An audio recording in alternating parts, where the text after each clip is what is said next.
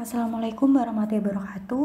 Perkenalkan, kami dari kelompok 2 akan mempresentasikan tentang menguasai aspek-aspek studi kelayakan bisnis.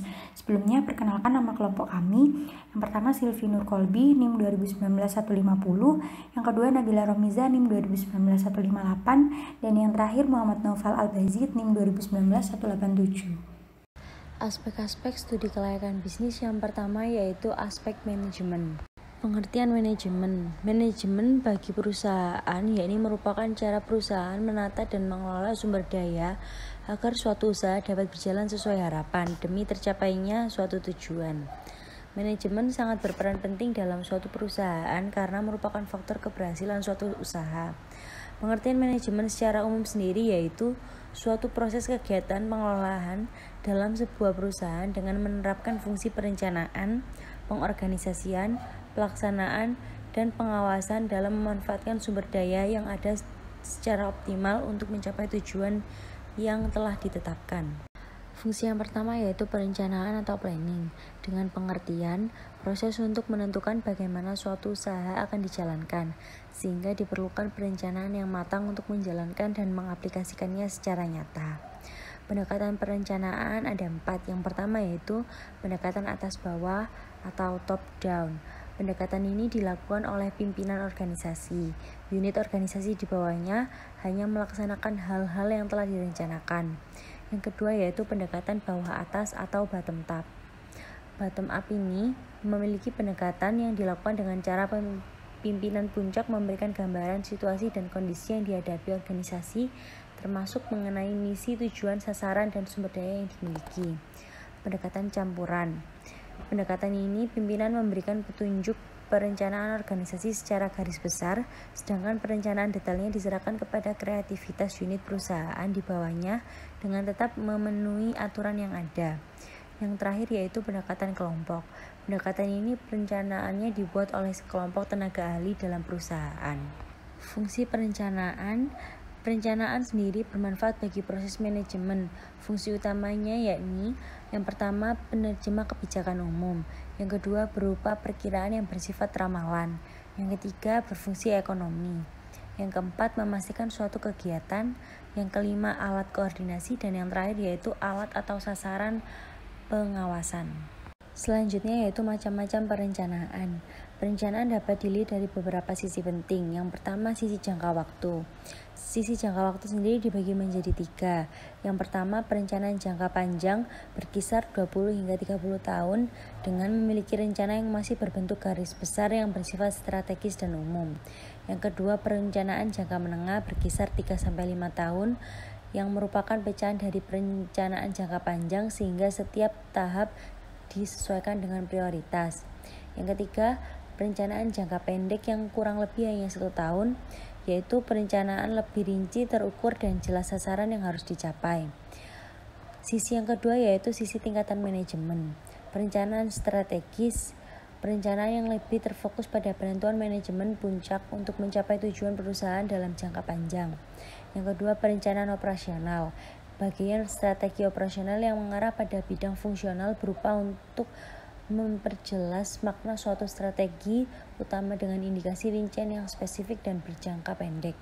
Fungsi selanjutnya yaitu pengorganisasian atau organizing, dengan pengertian proses pengelompokan kegiatan ke dalam unit-unit tertentu. Tahap ini merupakan tahap pembagian program kerja dengan menempatkannya sesuai skill dan kemampuan. Pengorganisasian memiliki asas organisasi. Yang pertama yaitu perumusan tujuan organisasi. Jika rumusan tujuan utama organisasi didirikan telah dibuat dengan jelas, ini akan mempermudah penetapan haluan organisasi, pemilihan bentuk organisasi, pembentukan struktur organisasi, dan lain sebagainya. Yang kedua yaitu departemensiasi. Departemensiasi merupakan aktivitas menyusun satuan-satuan unit organisasi yang diperlukan dalam rangka melaksanakan fungsi yang ada. Yang ketiga yaitu pembagian kerja. Asas ini dikaitkan dengan pejabat yang akan menempati jabatan dalam suatu unit atau organisasi agar roda organisasi dapat berjalan dengan baik. Selanjutnya yaitu koordinasi.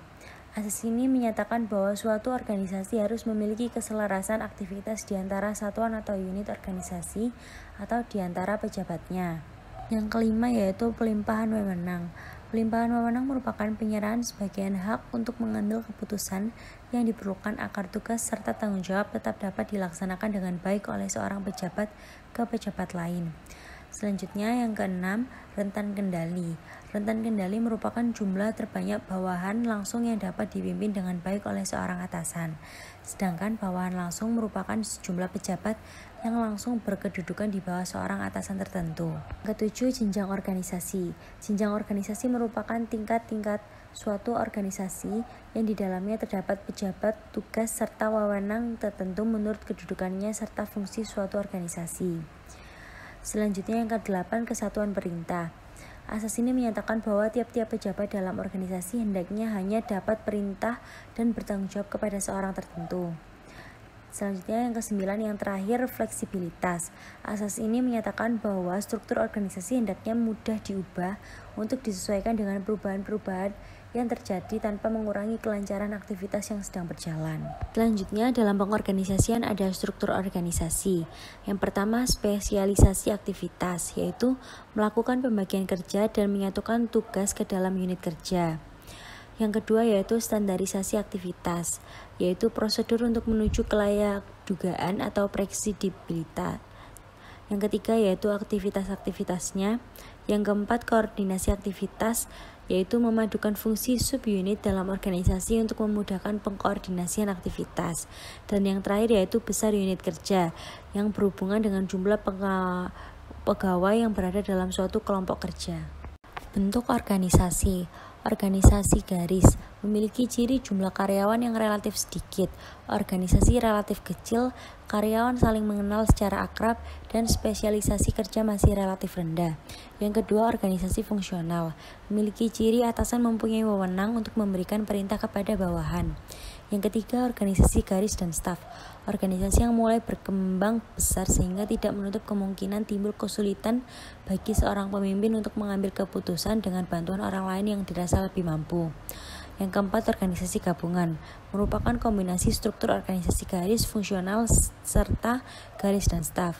Yang terakhir yaitu organisasi matriks, organisasi yang memiliki pekerjaan yang relatif besar dengan tujuan untuk memadukan berbagai bentuk struktur organisasi yang telah ada. Pelaksanaan atau actuating dengan pengertian proses di mana suatu usaha sudah terencana sesuai dengan perencanaan dan pengorganisasian. Dalam tahap pelaksanaan membutuhkan komunikasi, koordinasi, dan kolaborasi sebagai bentuk kerjasama yang baik untuk kemajuan suatu usaha. Fungsi pelaksanaan sendiri yaitu yang pertama mempengaruhi seseorang supaya bersedia menjadi pengikut. Yang kedua melakukan daya tolak pada seseorang. Yang ketiga membuat seseorang suka mengerjakan tugas dengan baik. Yang keempat mendapat, memelihara, dan memupuk kesetiaan pada pemimpin, tugas, dan organisasi tempat mereka bekerja. Dan yang kelima menanamkan atau memelihara rasa tanggung jawab seseorang atau orang-orang terhadap Tuhannya, negara, dan masyarakat. Kepemimpinan, suatu proses terkait pengarahan dan usaha untuk mempengaruhi kegiatan yang berhubungan dengan anggota kelompok. Kepemimpinan harus melibatkan orang lain, distribusi yang tidak merata atas kekuasaan antar pemimpin dan yang dipimpin. Kepemimpinan juga harus memberikan pengarahan yang berpengaruh. Kepemimpinan yang efektif menurut Chapman yaitu yang pertama, cara berkomunikasi yang baik. Yang kedua, pemberian motivasi. Yang ketiga, kemampuan memimpin. Yang keempat, pengambilan keputusan. Dan yang kelima, kekuasaan yang positif. Selanjutnya, ciri-ciri pemimpin menurut Roger D. Collins. Yang pertama, kelancaran bahasa. Yang kedua, kemampuan untuk memecahkan masalah. Yang ketiga, kesadaran akan kebutuhan. Yang keempat, keluasan. Yang kelima, kecerdasan. Yang keenam, kesediaan menerima tanggung jawab. Yang ketujuh, keterampilan sosial. Dan yang kedelapan, kesadaran akan diri dan lingkungan. Fungsi yang terakhir yaitu pengendalian atau controlling, dengan pengertian proses mengukur, menilai, serta mengevaluasi hasil pekerjaan agar sesuai rencana dan mengoreksi penyimpangan selama proses pelaksanaan kerja. Pada umumnya tahap pengawasan dilakukan oleh atasan seperti manajer. Fungsi pokok pengendalian sendiri yang pertama yaitu mencegah terjadinya penyimpangan dengan melakukan pengendalian secara rutin. Yang kedua, memperbaiki penyimpangan yang terjadi. Yang ketiga, mendinamiskan organisasi. Yang keempat, mempertebal rasa tanggung jawab. Selanjutnya, jenis-jenis pengendalian. Yang pertama, metode pengendalian pendahuluan. yaitu memerlukan berbagai standar kualitas dan kuantitas yang layak dari berbagai masukan atau input. Yang kedua, metode pengendalian bersamaan atau concurrent controls, memerlukan standar perilaku kegiatan dan pelaksanaan dari kegiatan secara layak. Dan yang ketiga yaitu jenis pengendalian metode pengendalian umpan balik atau feedback controls, memerlukan standar kuantitas dan kualitas yang layak dari keluaran atau output. Prinsip-prinsip pengendalian. Yang pertama yaitu pengendalian direncanakan dengan baik untuk mengukur proses pengendalian. Yang kedua, merefleksikan sifat pengawasan yang unik dari bidang yang diawasi. Yang ketiga, pelaporan penyimpangan dilaporkan dengan segera. Yang keempat, pengawasan harus bersifat fleksibel, dinamis, dan ekonomis. Yang kelima, merefleksikan pola kerja unit organisasi. Dan yang keenam, menjamin dilakukannya tindakan korektif. Selanjutnya yaitu ciri-ciri pengendalian yang efektif. Yang pertama yaitu akurat. Informasi tentang hasil presentasi kerja harus akurat. Yang kedua, tepat waktu. Informasi yang dimanfaatkan untuk pengambilan tindakan yang tepat terhadap suatu masalah. Yang ketiga, objektif dan komprehensif. Informasi yang disajikan untuk pengawasan harus dapat dipahami dan dianggap objektif. Yang keempat, dipusatkan pada titik pengendalian strategis. Pengendalian ini hendaknya dipusatkan pada area di mana kemungkinan terjadinya penyimpangan relatif banyak. Selanjutnya yang kelima yaitu ekonomis. Biaya pengendalian hendaknya lebih sedikit atau paling banyak sama dengan keuntungan yang diperoleh dari sistem itu. Yang keenam yaitu realistis dari sisi organisasi. Pengendalian ini harus dapat digabungkan dengan realitas organisasi. Yang ketujuh yaitu fleksibel atau antisipasi yang perlu didampingi dengan pengawasan agar jalannya organisasi tetap sesuai dengan harapan. Yang kedelapan yaitu perspektif dan operasional. Sistem pengawasan yang efektif harus dapat mengidentifikasikan tindakan korektif apakah yang perlu diambil. Dan yang terakhir yaitu diterima oleh anggota organisasi. Yang idealnya bahwa sistem pengendalian dapat menghasilkan prestasi kerja yang tinggi di kalangan para anggota organisasi dengan membangkitkan perasaan bahwa mereka memiliki otonomi, tanggung jawab, dan kesempatan untuk mencapai kemajuan. Selanjutnya kita akan membahas tentang aspek pasar. Analisis aspek pasar yaitu sebuah proses penilaian suatu proyek. Proses ini dapat timbul karena melihat adanya kesempatan pasar yang masih terbuka. Banyak proyek atau program yang gagal karena mengabaikan aspek pasar terutama karena alasan politis, prestis, dan bukan alasan ekonomis lainnya. Pasar merupakan sebuah pertemuan antara penjual dan pembeli untuk melakukan pembentukan sebuah harga. Pasar juga tempat di mana bertemunya kekuatan permintaan dan penawaran atas orang-orang yang mempunyai keinginan untuk puas, uang untuk belanjakan, dan kemauan untuk membelanjakan dengan berdasarkan 3 faktor utama, yaitu dengan keinginan, daya beli, dan tingkah laku pembeli. Selanjutnya kita akan membahas tentang permintaan dan penawaran. Yang pertama, permintaan. Permintaan merupakan sebuah analisis yang menghasilkan perkiraan permintaan terhadap suatu produk yang penting bagi sebuah manajemen perusahaan.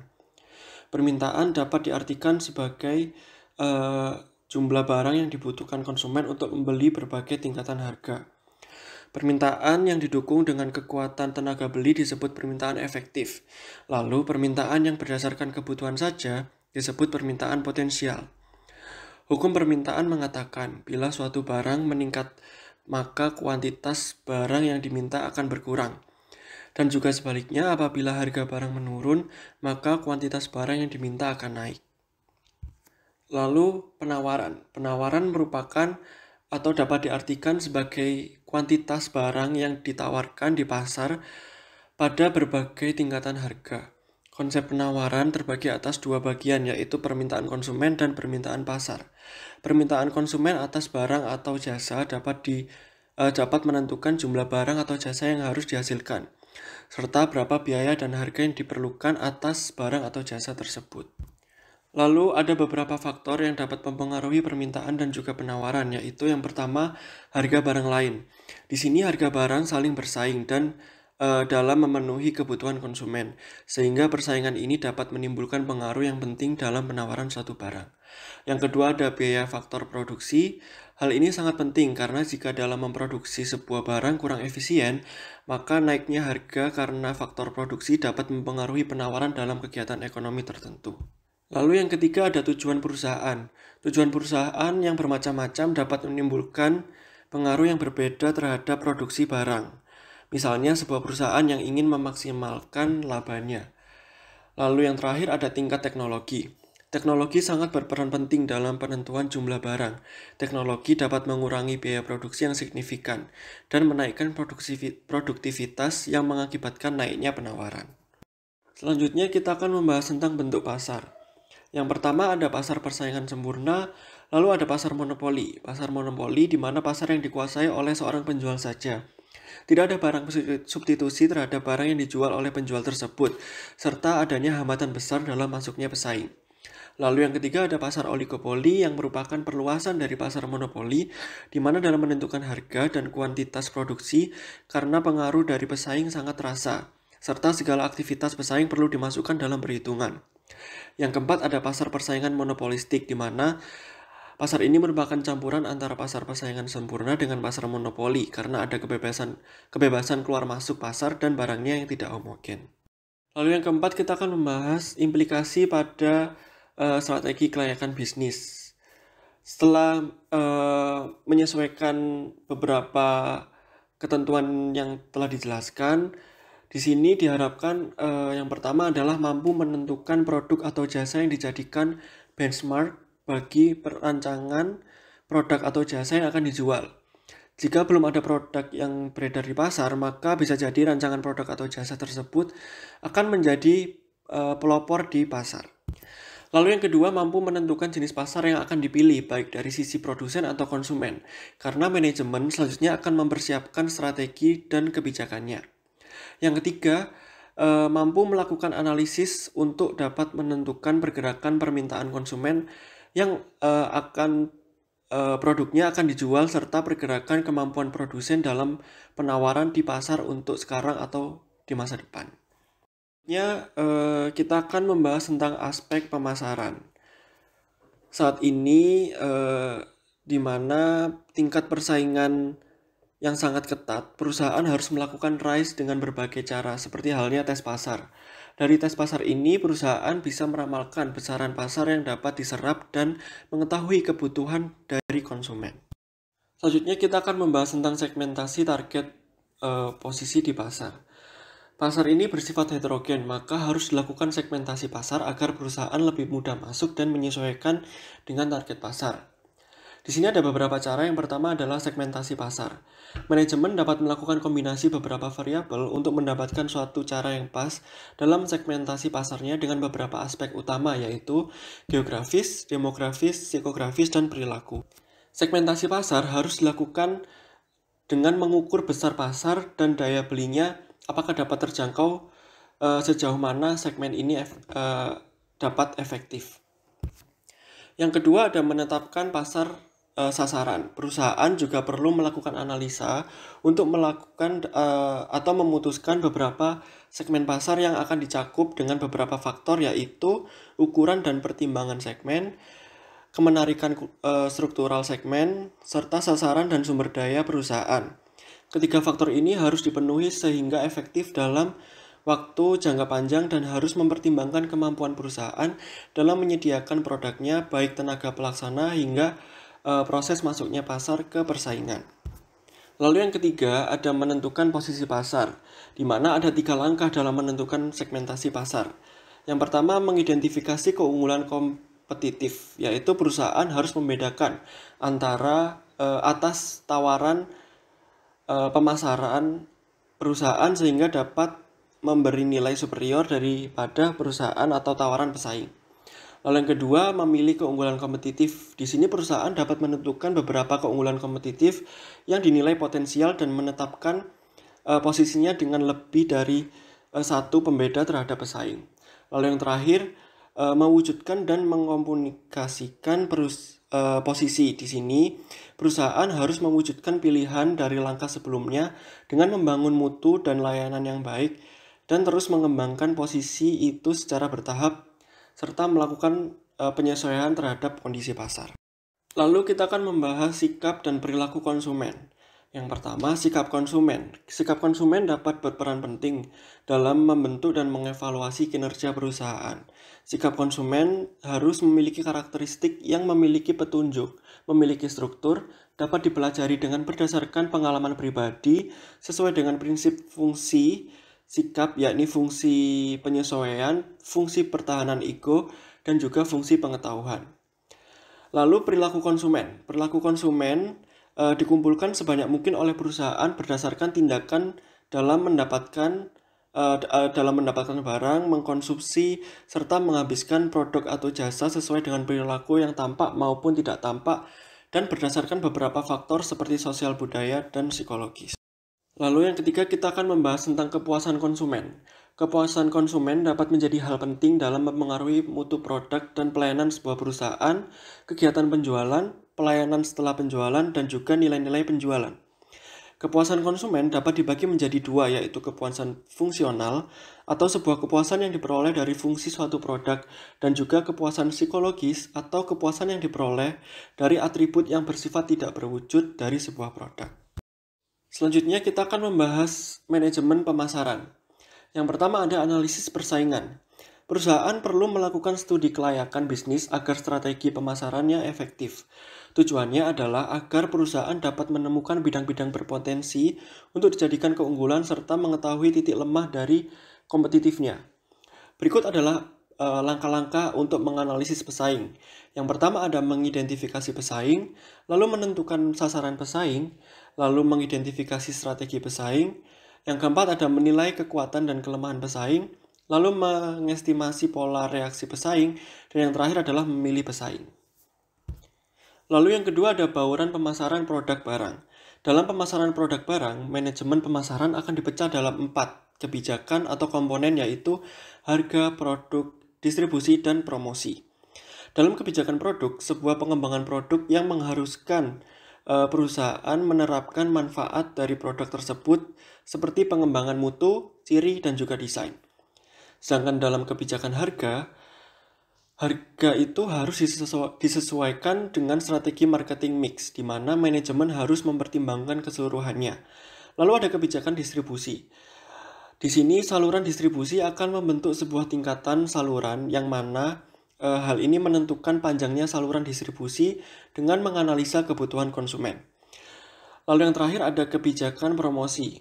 Kebijakan ini dinilai sangat penting karena berguna dalam mengkomunikasikan produk ke masyarakat agar dikenal secara luas dengan mementingkan periklanan, promosi penjualan, hubungan masyarakat, dan juga penjualan perorangan. Lalu yang terakhir, kita akan membahas implikasi pada studi kelayakan bisnisnya. Aspek dalam studi kelayakan bisnis tergantung pada besaran perusahaan, tetapi umumnya akan menghasilkan beberapa hal, yaitu yang pertama, bagaimana segmentasi, target, dan posisi produk akan ditetapkan.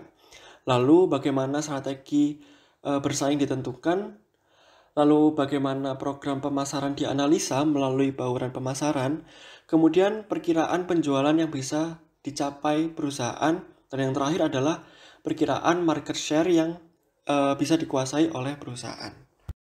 Selanjutnya yaitu aspek hukum. Aspek hukum merupakan aspek yang pertama kali harus dikaji, karena jika berdasarkan analisis aspek hukum, sebuah ide bisnis tidak layak, maka proses analisis aspek yang lain tidak perlu dilakukan. Aspek hukum ini mengkaji ketentuan hukum yang harus dipenuhi sebelum menjalankan usaha. Dalam hal ini, ketentuan hukum untuk masing-masing jenis usaha berbeda-beda. Untuk tujuan analisis aspek hukum itu sendiri, yang pertama yaitu menganalisis legalitas atas usaha yang akan dijalankan. Yang kedua, menganalisis ketepatan bentuk badan hukum dengan ide bisnis yang akan dilaksanakan. Yang ketiga, menganalisis kemampuan bisnis yang akan diusulkan dalam memenuhi persyaratan perizinan. Dan yang terakhir, menganalisis jaminan-jaminan yang bisa disediakan jika bisnis akan dibiayai dengan pinjaman. Selanjutnya, ada pun faktor yang menjadi dasar aspek hukum dalam penilaian kelayakan. Yang pertama, terdapat badan hukum apa yang sesuai untuk dijadikan bentuk formal badan usaha yang akan didirikan. Yang kedua, terdapat komoditas usaha termasuk jenis barang dagangan. Yang ketiga, cara berbisnis yang melanggar hukum atau tidak. Dan yang terakhir, teknis operasional mendapatkan izin dari instansi atau departemen yang terkait. Selanjutnya terdapat berbagai jenis-jenis badan usaha. Yang pertama ada perusahaan perseorangan, yaitu salah satu bentuk usaha yang dimiliki oleh perseorangan dan ia bertanggung jawab sepenuhnya terhadap semua risiko dan kegiatan perusahaan. Tujuan utama dari perusahaan perseorangan ini ialah untuk mencari keuntungan. Yang kedua terdapat firma. Firma ini merupakan suatu perkumpulan yang didirikan untuk menjalankan perusahaan di bawah nama bersama dan yang mana anggota-anggotanya tidak terbatas tanggung jawabnya terhadap perikatan perseroan dengan pihak ketiga. Bahkan bila terjadi kerugian, maka kerugian akan ditanggung bersama bila perlu dengan seluruh kekayaan pribadi yang mereka punya. Selanjutnya yaitu persekutuan komanditer atau CV. Jadi persekutuan komanditer ini merupakan suatu perseroan yang dibentuk antara satu orang atau beberapa orang persero yang secara tanggung-menanggung bertanggung jawab untuk seluruhnya pada satu pihak dan satu orang lainnya atau lebih sebagai pelepas uang pada pihak lain. Jadi dapat dikatakan bahwa sekutu dalam perseroan komanditer ini terdapat dua macam. Yang pertama ada sekutu komplementer yang mana orang-orang bersedia untuk mengatur perusahaan, dan sekutu komanditer yang mempercayakan uangnya dan bertanggung jawab terbatas kepada kekayaan yang diikutsertakan dalam perusahaan tersebut. Selanjutnya yaitu persekutuan terbatas atau PT. Perseroan terbatas adalah badan hukum yang merupakan persekutuan modal, di mana didirikan berdasarkan perjanjian, melakukan kegiatan usaha dengan modal dasar yang seluruhnya terbagi dalam saham dan memenuhi persyaratan yang ditetapkan dalam undang-undang ini serta peraturan pelaksanaannya. Dan apabila terjadi utang, maka harta milik pribadi tidak dapat dipertanggungjawabkan atas utang perusahaan tersebut, tetapi hanya terbatas pada sahamnya saja. Selanjutnya, perusahaan negara atau PN merupakan perusahaan yang bergerak dalam bidang usaha yang modalnya secara keseluruhan dimiliki oleh negara. Tujuan dari pendirian perusahaan ini ialah untuk membangun ekonomi nasional menuju masyarakat yang adil dan makmur. Selanjutnya ada perusahaan pemerintah yang lain. Bentuk perusahaan pemerintah yang lain ialah persero, perusahaan umum atau perum, kemudian terdapat perusahaan jawatan atau perjan, dan perusahaan daerah. Di mana dalam perusahaan persero dan perusahaan daerah ini merupakan perusahaan yang mencari keuntungan bagi negara, sedangkan untuk perum dan perjan bukanlah semata-mata mencari keuntungan secara finansial. Yang terakhir yaitu koperasi, di mana merupakan bentuk badan usaha yang bergerak di bidang ekonomi yang bertujuan untuk meningkatkan kesejahteraan anggotanya yang bersifat murni, pribadi, dan tidak dapat dialihkan. Dalam aspek hukum juga terdapat analisis bisnis apa yang dilaksanakan. Dalam hal ini terdapat 4 poin. Yang pertama yaitu bidang usaha. Dalam hal ini paling tidak proyek yang akan dibangun harus sesuai dengan anggaran dasar perusahaan. Yang kedua terdapat fasilitas. Apabila proyek mendapatkan fasilitas tertentu, harus menyelidiki apakah pengurusannya telah diselesaikan secara sah. Dan yang ketiga gangguan lingkungan. Proyek yang akan dibuat perlu memperhatikan lingkungan sekitar tempat proyek berada. Pencemaran lingkungan sendiri yang ditimbulkan oleh proyek akan berdampak negatif pada proyek itu sendiri, seperti pencemaran udara, air, suara, dan juga moral masyarakat. Dan yang terakhir mengenai pengupahan. Apabila proyek membutuhkan tenaga kerja dengan skill yang rendah, biasanya tidak kesulitan untuk memperolehnya, dan mereka pun mau untuk dibayar secara rendah. Dan sistem pengupahan perlu memperhatikan standar upah minimum yang ditetapkan oleh pemerintah setempat, karena jika dilanggar, keresahan buruh akan juga berdampak negatif pada proyek. Selanjutnya dalam aspek hukum juga harus mengetahui identitas pelaksana bisnis. Yang pertama dapat dilihat dari kewarganegaraan. Dalam kewarganegaraan, sponsor proyek perlu diketahui karena memiliki peraturan yang berbeda antara warga negara dengan warga negara asing dalam kaitannya dengan pendirian suatu perusahaan. Yang kedua terdapat informasi bank. Harus diketahui apakah sponsor proyek adalah debitur pada bank lainnya. Jika iya, maka perlu diketahui juga apakah ada keterlibatan lain, misalnya terdapat kemacetan pembayaran kredit, cek kosong maupun jaminannya. Yang ketiga terdapat keterlibatan pidana atau perdata. Harus diketahui apakah pelaksana proyek terlibat dalam suatu tindakan yang dapat menimbulkan gugatan maupun tuntutan. Dan yang terakhir yaitu hubungan keluarga. Jika terdapat keterlibatan keluarga seperti orang tua dan anak atau saudara, perlu diselidiki bagaimana mereka mengatur kebijakan hartanya. Selanjutnya yaitu mengenai legalitas perusahaan. Legalitas suatu perusahaan atau badan usaha merupakan unsur penting karena menjadi jati diri yang melegalkan atau mengesahkan suatu badan usaha sehingga dapat diakui oleh masyarakat. Adapun bentuk-bentuk legalitas perusahaan. Yang pertama, nama perusahaan. Nama perusahaan ini merupakan jati diri yang akan dipakai oleh perusahaan untuk menjalankan usahanya, yang juga akan melekat pada bentuk usaha atau perusahaan tersebut dan dikenal oleh masyarakat, dipribadikan sebagai perusahaan tertentu, dan dapat membedakan perusahaan itu dengan perusahaan yang lainnya. Dapat juga berupa merek, yang merupakan tanda seperti gambar, susunan warna, nama, kata, huruf, ataupun angka yang akan memiliki daya pembeda dan digunakan dalam kegiatan perdagangan barang atau jasa. Selanjutnya yaitu surat izin usaha perdagangan atau SIUP. Ini merupakan surat izin yang diberikan oleh menteri atau pejabat yang ditunjuk kepada pengusaha untuk melaksanakan kegiatan usaha perdagangan secara sah, baik itu perusahaan kecil, menengah, maupun perusahaan besar.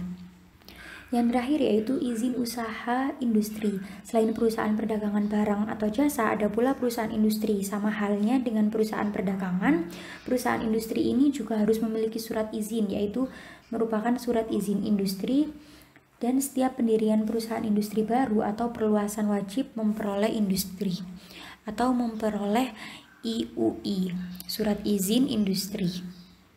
Adapun juga jenis-jenis dokumen dalam aspek hukum.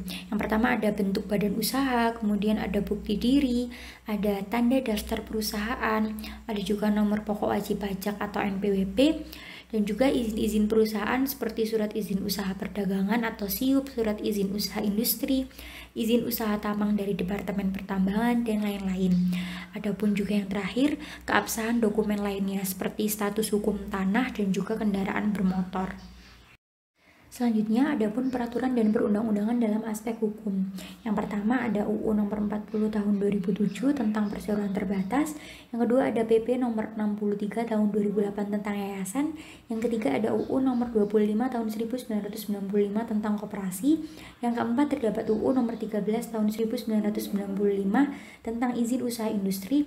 Dan yang kelima terdapat UU nomor 5 tahun 1962 tentang perusahaan daerah. Dan yang keenam terdapat PP nomor 10 tahun 2003 mengenai perusahaan perseroan pada bidang pengelolaan aset. Aspek yang selanjutnya yaitu aspek teknik dan operasi, di mana aspek teknik atau operasi ini merupakan aspek untuk menilai kesiagaan perusahaan dalam menjalankan usahanya. Penilaian terhadap aspek ini sangat penting karena menyangkut hal-hal seperti masalah penentuan lokasi, luas produksi, tata letak atau layout, kemudian penyusunan peralatan pabrik, dan proses produksinya termasuk juga dalam pemilihan teknologi. Adapun tujuan dari aspek teknik atau operasi ini, yang pertama agar perusahaan dapat menentukan lokasi yang tepat, baik untuk lokasi pabrik, gudang, cabang maupun kantor pusat, dan yang kedua agar perusahaan dapat menentukan layout yang sesuai dengan proses produksi yang dipilih sehingga dapat memberikan efisiensi, dan yang ketiga agar perusahaan dapat menentukan teknologi yang paling tepat dalam menjalankan produksinya. Yang keempat, agar perusahaan dapat menentukan metode persediaan yang paling baik untuk dijalankan sesuai dengan bidang usahanya. Dan yang terakhir, agar dapat menentukan kualitas tenaga kerja yang dibutuhkan sekarang dan di masa yang akan datang. Dalam aspek teknik dan operasi terdapat penentuan lokasi usaha. Yang pertama untuk lokasi kantor pusat, ini biasanya melakukan pertimbangan yaitu seperti dekat pemerintah atau dekat lembaga keuangan atau dekat dengan pasar, yang mana juga tersedia sarana dan prasarana. Yang kedua terdapat lokasi kantor cabang. Yang ketiga ada lokasi untuk gudang, di mana ini ada pun pertimbangan untuk lokasi gudang yang umum dilakukan seperti di kawasan industri, dekat dengan pasar, dekat dengan bahan baku, dan juga yang utama tersedia sarana dan prasarana. Dan untuk menentukan lokasi pabrik ialah paling tidak ada dua faktor yang menjadi pertimbangan. Yang pertama ada faktor primer dan faktor sekunder. Faktor primer ini seperti dekat dengan pasar, dekat dengan bahan baku, tersedianya tenaga kerja, tersedianya fasilitas pengangkutan, kemudian tersedia sarana dan prasarana, dan juga sikap masyarakat. Adapun faktor yang kedua yaitu faktor sekunder, yang mana terdapat biaya untuk investasi di lokasi seperti biaya pembelian tanah atau pembangunan gedung, kemudian juga ada proses perkembangan harga, dan juga kemungkinan untuk perluasan lokasi, iklim, dan juga tanah itu juga termasuk dalam faktor sekunder. Terus juga terdapat masalah pajak dan peraturan perburuan di daerah setempat. Selanjutnya yaitu metode penilaian lokasi. Yang pertama yaitu metode penilaian hasil value. Faktor-faktor yang menjadi pertimbangan yaitu pasar, bahan baku, transportasi, tenaga kerja, serta pertimbangan lainnya. Yang kedua, metode perbandingan biaya atau cost comparison method. Faktor-faktor yang menjadi pertimbangan yaitu bahan baku, bahan bakar dan listrik, biaya operasi, biaya umum, dan biaya lainnya. Yang ketiga yaitu metode analisis ekonomi atau economic analysis method. Faktor-faktor yang menjadi pertimbangan yaitu biaya sewa, biaya tenaga kerja, biaya pengangkutan, biaya bahan bakar dan listrik, pajak perumahan, sikap masyarakat, dan lainnya. Selanjutnya yaitu loss produksi. Penentuan loss produksi adalah berkaitan dengan berapa jumlah produksi yang dihasilkan dalam waktu tertentu dengan mempertimbangkan kapasitas teknis dan peralatan yang dimiliki serta biaya paling efisiensi. Secara umum, loss produksi ekonomis ditentukan antara lain oleh yang pertama kecenderungan permintaan yang akan datang, yang kedua kemungkinan pengadaan bahan baku, bahan pembantu, tenaga kerja, dan lain-lain. Yang ketiga, daur hidup produksi dan produksi substitusi dari produk tersebut. Selanjutnya, tata letak atau layout. Dengan adanya layout akan diperoleh berbagai keuntungan antara lain sebagai berikut. Yang pertama, memberikan ruang gerak yang memadai untuk beraktivitas dan pemeliharaan. Yang kedua, pemakaian ruang yang efisien. Yang ketiga, mengurangi biaya produksi maupun investasi. Yang keempat, aliran material menjadi lancar. Yang kelima, pengangkutan material dan barang menjadi rendah. Yang keenam, kebutuhan persediaan yang rendah. Yang ketujuh, memberikan kenyamanan, kesehatan, dan keselamatan kerja yang lebih baik. Selanjutnya yang terakhir yaitu pemilihan teknologi. Yang perlu diperhatikan dalam pemilihan teknologi adalah yang pertama, ketetapan teknologi dengan bahan bakunya. Yang kedua, keberhasilan teknologi di tempat lain. Yang ketiga, pertimbangan teknologi lanjutan. Yang keempat, besarnya biaya investasi dan biaya pemeliharaan. Yang kelima, kemampuan tenaga kerja dan kemungkinan perkembangannya. Yang keenam, pertimbangan pemerintah dalam hal tenaga kerja. Dan yang terakhir yaitu pertimbangan lainnya. Sekian presentasi dari kelompok kami. Terima kasih. Wassalamualaikum warahmatullahi wabarakatuh.